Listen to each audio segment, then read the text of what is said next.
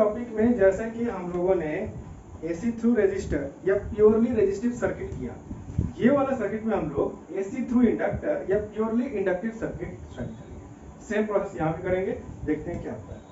यानी AC through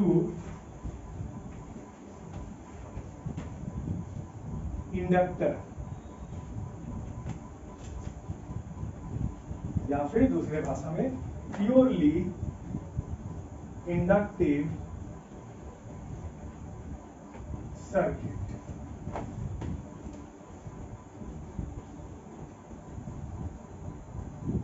यहाँ पे पहला हमारा टॉपिक क्या होगा, phase difference between EMF and current. तो शुरू करते हैं ईएमएफ से शुरू करते हैं। चलो, तो we know that in AC circuit diagram अगर बनाओ, सर्किट डायग्राम हम पिछले वाले केस में नहीं बनाए थे, बट वो कैसा होगा, बिल्कुल ऐसे ही देखने में होगा। एक इंडक्टर रहेगा और यहाँ पे एक एसी का सोर्स रहेगा, बस। तो we know that here the EMF. अब यहाँ पे एक चीज समझना बहुत अच्छे से, जब हम लोग एसी देते हैं कि इंडक्टर में, तो हम लोगों ने पढ़ा था इलेक्ट्रोमैग्नेटिक इंडक्शन के चैप्टर में कि ये बैक ईएमएफ देना शुरू करता है या सेल्फ इंडक्टेंस जनरेट करता है। The EMF generated due to the self inductance, उसका फॉर्मूला क्या था, यानी ईएमएफ ये सेल्फ इंडक्टेंस या बैक ईएमएफ अगर लिख देते हैं यहाँ पे, बैक ईएमएफ जब ये जनरेट करेगा इंडक्टर, तो वो कैसा हो जाएगा, सेल्फ इंडक्टेंस के कारण जनरेट हो जाएगा, और वो होगा फॉर्मूला -L di/dt। ये था फॉर्मूला सेल्फ इंडक्टेंस के कारण जनरेटेड ईएमएफ, जिसको हम लोग बैक ईएमएफ भी कह सकते हैं। वो ईएमएफ डायरेक्शन कैसा होता है कि it opposes the EMF of the source. लेकिन अगर स्टेबलाइज हो गया है ये सर्किट और करंट पास हो रहा है इधर से इधर से, that means in that case यहाँ पर क्या होगा कि इसका ये जो सोर्स के कारण जो ईएमएफ दिया जा रहा है, ये EMF must be equal and opposite to the back EMF produced by this inductor। अभी तो करंट पास हो रहा है, नहीं तो अगर इसका EMF ज्यादा हो जाएगा तब तो ये सप्लाई देना शुरू कर देगा, और अगर कम हो जाएगा तब तो बैक EMF बराबर नहीं रहेगा। दैट मींस देखा जाता है कि इसमें जो बैक EMF प्रोड्यूस होता है, that EMF is equal and opposite to the EMF supplied by the source. तो वहां से उस लॉजिक से हम लोग कह सकते हैं कि अगर ये EMF E है, इंस्टेंटेनियस EMF E है, और इसके कारण बैक EMF हो जा रहा है सेल्फ इंडक्टेंस के कारण EMF ES, तो we can say that the value of the instantaneous EMF E is exactly equal and opposite to the value of the EMF produced by the self inductance। जिससे कि ये अगर इस direction में EMF दे रहा है, तो ये उल्टा डायरेक्शन में EMF देगा, दोनों बराबर है और आराम से करंट फ्लो हो जाएगा। यही फॉर्मूला अगर हम लोग फॉलो करें, तो अब ऊपर से ES का वैल्यू अगर हम लोग लगा दें, यानी EMF E is equal to -L di/dt, which gives L di/dt। Now moving further, EMF E can be written as L। अच्छा, EMF E को हम लोग ऐसे लिख सकते हैं, E is equal to E0 sin omega t। Why? Because we know that E is equal to E0 sin omega t। तो यहाँ से ये EMF को हम लोग लिख दे E0 sin omega t, and this is equal to L di/dt। यहाँ से हम लोग एक ऐसा स्टेप करेंगे जहाँ पे तुम लोग को थोड़ा सा कंट्रोवर्सी हो सकता है।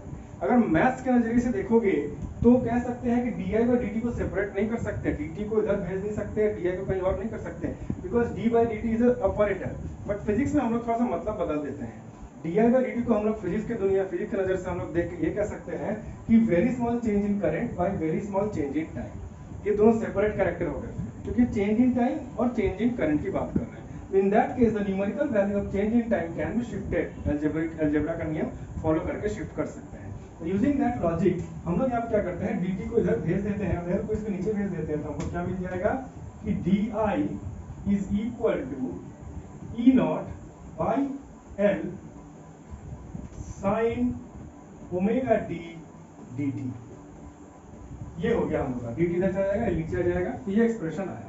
Now for a very small amount of time we get the current flowing as dr। अब हम लोग पास एक ही चीज बच गया, I का वैल्यू निकालना है, हम लोग को मालूम है इंटीग्रेट करेंगे तो पूरा आ जाएगा। तो लेट्स इंटीग्रेट।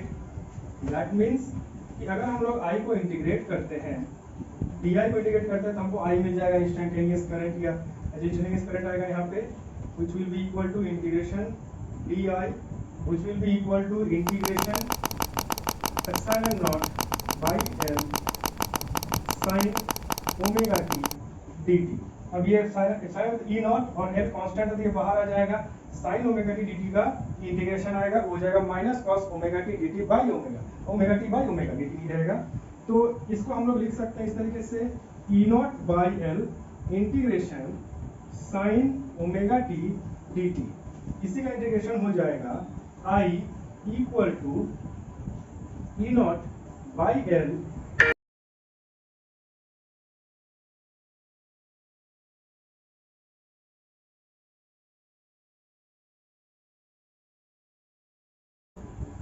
तो माइनस cos ओमेगा टी आया। अब जरा यहाँ पे देखो क्या होता है, ये जो ओमेगा कहाँ से आया, तो हम लोग को फॉर्मूला मालूम है, यहाँ पे फॉर्मूला भी लिख देते हैं एक बार। फॉर्मूला क्या है, इंटीग्रेशन साइन ए एक्स डी एक्स का अगर हम लोग इंटीग्रेशन निकालते हैं तो ये दे देता है minus cos a x by a, ये होता है फॉर्मूला। तो इस हिसाब से sine omega t d t का हम लोग करेंगे तो minus cos omega t by omega आएगा, ओमेगा टू हम इधर भेज दिए। अब कॉस ओमेगा टी हम लोग देखते हैं, हम लोग को एक फॉर्मूला और मालूम है कि sine of 90 minus theta is equal to cos theta. तो यहाँ पर क्या है कॉस ओमेगा टी, मतलब इसे क्या लिख सकते हैं sine of 90 minus omega t. तो इसी को हम लोग इस तरीके से लिख सकते हैं कि I is equal to E naught by L omega minus sin of pi by 2 90 minus theta, ये रहा। ऐसे लिख सकते हैं इसको sin 90 minus theta, 90 मतलब pi by 2, pi मतलब रेडियंस में 180 डिग्री होता है तो pi by 2 यानी 90, pi by 2 minus ओमेगा। अब यहाँ पे देखो एक स्टेप करेंगे, ऐसे हम लोग कह सकते हैं कि इसी रूप में क्यों नहीं रख देंगे, अगर इस रूप में रखते हैं, अच्छा इसके बारे में बाद में बताते हैं, पहले कंप्लीट करते हैं तो समझ में आएगा। माइनस को भीतर भेजते हैं तो ये क्या हो जाएगा, माइनस को जैसे ही भीतर भेजेंगे तो ये हो जाएगा I equal to E naught by L omega sine omega t minus pi by 2। अब ये कैसे होता है, बिकॉज हम लोग को मालूम है एक और फॉर्मूला कि minus a sine of minus theta is equal to minus sine theta, यानी माइनस साइन थीटा अगर रहता है तो इसका मतलब क्या होता है साइन ऑफ माइनस थीटा। तो यहाँ पे माइनस साइन थीटा है तो इसको भेजेंगे तो भीतर में जो एंगल्स है उसमें माइनस चला जाएगा। तो हम लोग यहाँ पे क्या लिख सकते हैं, ये एंगल्स पलट जाएगा, बिकॉज माइनस आएगा तो माइनस माइनस प्लस हो जाएगा एंड माइनस प्लस माइनस हो जाएगा। ये क्या रहेगा sine of omega t minus 90। अब देखो यहाँ से हम लोग कंपेयर कर सकते हैं, एक काम करते हैं स्टेप और आगे बढ़ते हैं, यानी ये जो एक्सप्रेशन दिख रहा है यहाँ पे आई क्या है इंस्टेंटेनियस करंट। इंस्टेंटेनियस करंट मतलब क्या, हर एक टाइम अगर टी का वैल्यू पुट करेंगे तो इसका वैल्यू बदलता रहेगा। नाउ ये आई मैक्सिमम वैल्यू कब लेकर रख सकता है, the maximum value of I can be found out only when sine will give us the value 1, क्योंकि यहाँ पे सब तो फिक्स है, साइन का ही वैल्यू चेंज हो रहा है बार बार, तो साइन का वैल्यू 1 हो जाएगा। यानी for maximum value of sine यहाँ पर लिख सकते हैं for maximum value of sin omega t minus pi by 2 which is equal to 1, we get I naught equal to E naught by L omega, यानी I naught का value हो जाएगा E naught by L omega। तो E naught by L omega को हम लोग I naught लिख सकते हैं, तो इनडायरेक्टली हम लोग क्या कह सकते हैं, यही एक्सप्रेशन को हम लोग ट्रांसफर कर देंगे इस रूप में which will be I equal to I naught sin omega t minus pi by. तो अब देखो ये बन गया हमारा फाइनल एक्सप्रेशन, ये हमारा फाइनल एक्सप्रेशन है और इनिशियल एक्सप्रेशन हमारा कहाँ गया, E equal to E naught sine omega t, ये हमारा स्टार्टिंग एक्सप्रेशन है। ये ईएमएफ था और ये करंट है, यहाँ पर दिख रहा है साफ साफ कि अगर ईएमएफ शुरू हो रहा है ओमेगा टी से तो करंट लैग कर रहा है 90 डिग्री से, यानी पहले ईएमएफ चालू हो जाएगा फिर 90 डिग्री के फेज के बाद करंट वहां पे चालू होगा। तो ये चीजें दिमाग में पूरा बैठा लेना, क्योंकि आगे के आने वाले डेरिवेशन में ये चीजें बार बार तुम्हारा आएगा। रेजिस्टेंस में, रेजिस्टिव सर्किट में किसी भी तरीके का फेज चेंज नहीं होता है आई और ई के बीच में, लेकिन इंडक्टिव सर्किट में E लीड करता है और I लैग करता है।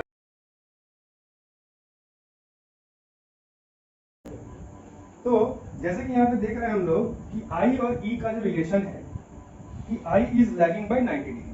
अब एक काम करते हैं, बाकी सब हम मिटाते हैं और सिर्फ I और E को ही लिखते हैं और इसका वेव डायग्राम बनाते हैं, फेजर डायग्राम बनाते हैं और अपोजिंग फैक्टर क्या है वो लिखते हैं। तो ये सारी चीजें मिटाते हैं एक बार।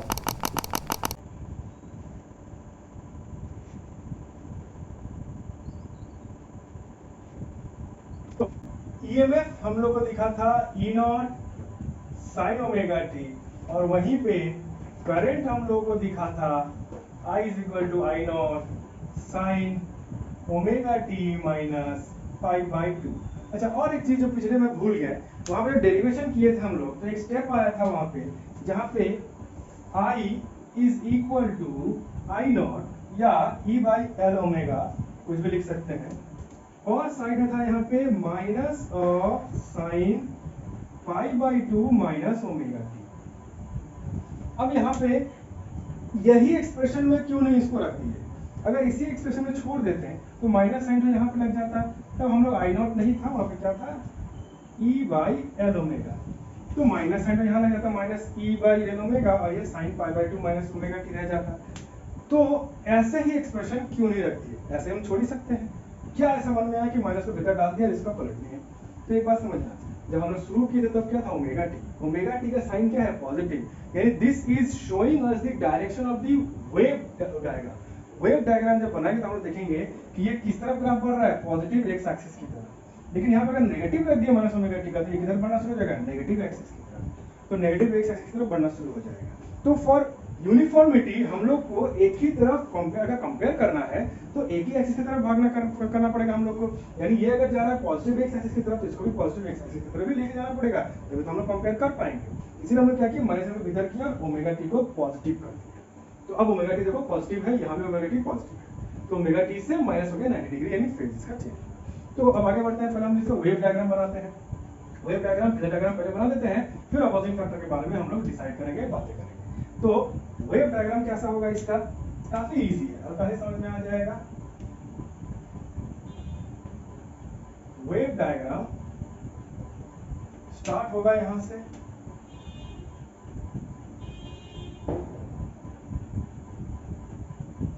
ओमेगा टी,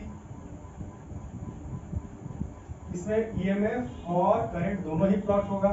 ईएमएफ शुरू हो रहा है ओमेगा टी, यानी कैसे इसको देखेंगे, देखो टी के वैल्यू अगर 0 पुट कर दिए तो ओमेगा टी पूरा ही टर्म 0 हो जाएगा, तो साइन 0 क्या हो जाएगा 1, तो साइन 0 0 हो जाएगा, तो ये पूरा ही टर्म क्या हो जाएगा 0। यानी अगर t इक्वल टू 0 यानी when t is equal to 0 यानी यहाँ पे value of instant EMF will be 0। तो ऐसे ही साइन का वैल्यू पुट करते जाएंगे तो हम लोगों को ईएमएफ का ग्राफ कुछ ऐसे मिलेगा। ये हो गया ईएमएफ का, ये हो गया पीक ईएमएफ V नॉट, और ये भी पीक ही है बस ऑपोजिट डायरेक्शन में, माइनस E नॉट। नाउ अब यहाँ पे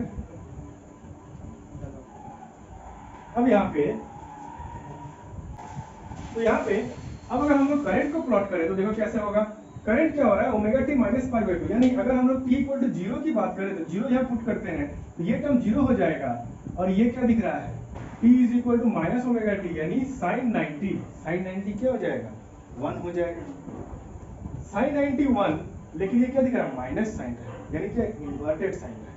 तो इसको देखो कैसे प्लॉट करोगे, उतना कॉम्प्लिकेटेड मत जाओ, सिंपल एक लॉजिक लगाओगे। ये क्या दिखा रहा है 90 डिग्री से पीछे चल रहा है, 90 डिग्री से पीछे चल रहा मतलब ये जब शुरू हो गया एकदम स्टार्टिंग में तो टाइम थोड़ा आगे बढ़ा, हम लोग इसको 90 डिग्री कैसे समझेंगे, अगर यहाँ से यहाँ तक 2 पाई का फेज होता है, यानी 360 डिग्री का फेज चेंज होता है, यहाँ से यहाँ तक 2 पाई का फेज चेंज, देखिए सारा चीज हम लोग पास में कवर कर चुके थे, तो यहाँ से यहाँ तक 2 पाई का फेज चेंज अगर होता है तो ये हो जाएगा पाई का फेज चेंज, यहाँ से यहाँ तक हो जाएगा पाई/2 का फेज चेंज, और ये हो जाएगा 3 पाई/2, यानी एक कंप्लीट सर्कल को हम लोग जैसे हिस्से में 4 क्वाड्रेंट में डिवाइड करते हैं, यहाँ से यहाँ तक हम लोग देख सकते हैं कि 360 डिग्री का चेंज 180 डिग्री का चेंज, 90 डिग्री का चेंज, 270 डिग्री का। तो हम लोग क्या देखेंगे, 90 डिग्री का यहाँ पे लैग कर रहा है करंट। तो जब जिस वक्त ये टाइम शुरू हो गया था, ये चालू कर दिया था, तो जब ये 90 डिग्री पे पहुंच रहा है तब करंट शुरू हो रहा है। तो यहाँ पे हम लोग कैसे प्लॉट करेंगे करंट, इस तरीके से। ये छोटा रहेगा बिकॉज इसका वैल्यू कम रहता है। तो ये यहाँ से तो प्लॉट करना है, इसका मैक्सिमम आना चाहिए इस पाई के ऊपर। ये जाएगा ऐसे करके, ये मैक्सिमम पाई के ऊपर आया और ये गिरना चाहिए 3 पाई के साथ ऐसे करके, और फिर मैक्सिमम आना चाहिए 2 पाई में, और फिर यहाँ पे आएगा। तो ये ऐसे करके चलेगा ओमेगा टी। तो देख लो यहाँ पे साफ साफ दिख रहा है कि ईएमएफ पहले चालू हो गया और यहाँ पे रुकेगा नहीं, क्या चलते जाएगा इसमें, और करंट क्या हुआ बाद में चालू हुआ। साफ साफ दिख रहा है current is lagging the EMF bye 90 degree. अब इसमें माइनस का फॉर्मूला हम कैसे डालेंगे, तो इसी को अगर हम लोग यदि हम जानना चाहते हैं कि इसी वक्त में अगर ये चालू हुआ होता तो इसका फेज क्या होता, तो इसी को अगर हम लोग बैक एक्सटेंड करें तो हम लोग क्या दिखेगा, ये यहाँ पे मैक्सिमम, और चाहो तो ऐसे करके प्लॉट करते पीछे चल जा सकते हो, वो जरूरी नहीं है। यानी at time t equal to 0 ये क्या था, मैक्सिमम वैल्यू दे रहा है, लेकिन कहाँ नेगेटिव स्केल में दे रहा है कि मैक्सिमम वैल्यू। यहाँ भी देखो क्या होगा, at time t equal to 0 अगर ये 0 पुट कर तो ये क्या हो जाएगा, पूरा 0 हो जाएगा। तो क्या बच जाएगा, साइन ऑफ माइनस 90, माइनस हम इधर भेज देते क्या हो जाएगा, माइनस साइन 90। यानी इसको समझो, for time for t equal to 0 I is equal to I naught sin ओमेगा into 0 minus pi by 2। तो ये पूरा 0 हो जाएगा, which will be I is equal to I naught sin minus pi by 2। sin of minus theta minus sin theta हो जाता है, तो I is equal to minus I naught sin 90, sin 91 हो जाता है, तो I is equal to minus I naught sin 91 होता है, तो क्या हो गया, I is equal to minus I naught। At time t equal to 0 minus I naught। हमारा माइनस आई नॉट कहाँ पर है, नीचे में है माइनस आई नॉट, यानी माइनस आई नॉट, और ये प्लस आई नॉट। तो at time t equal to 0 minus I naught होता है और इसका 0 होता है। अगर ऐसा नहीं एक्सप्लेन करना चाहो तो उससे भी समझ सकते हो कि जब ये शुरू हुआ तो ये कब शुरू होता है, उसके 90 डिग्री के बाद। यानी ये जब 0 में है तो ये माइनस में है, तो जब ये प्लस में है तो ये 0 में है, यानी ये 90 डिग्री उससे पीछे चलते जा रहा है। तो ये हम लोग का कहने का मतलब है, यानी इट्स फेज इज लैगिंग। अब ये लैगिंग चीज तो बहुत अच्छे से दिमाग में बैठा दो, क्योंकि आगे का सर्किट में ये बहुत काम आने वाला है। In the case of inductor current is lagging, बस ये बैठा। अब फेजर डायग्राम बनाएंगे तो क्या होगा, फेजर डायग्राम और भी इंटरेस्टिंग बनेगा। फेजर डायग्राम जब इसका बनाएंगे हम लोग,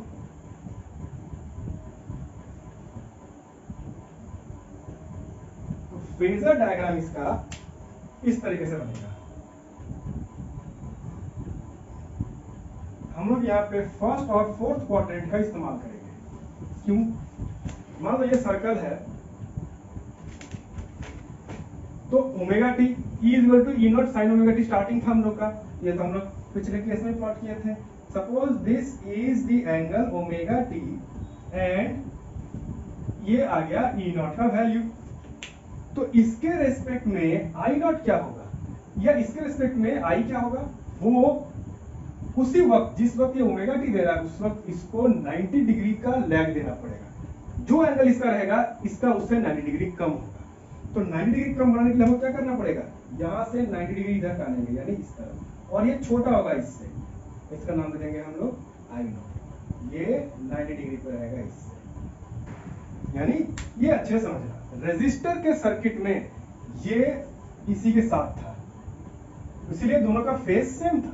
लेकिन देख अब इंडक्टर के सर्किट में आउट ऑफ फेज है। यहाँ पे हम लोग क्या बोलेंगे कि the EMF is leading by 90 degree या the current is lagging by 90 degree, दोनों में कुछ भी कर सकते हैं।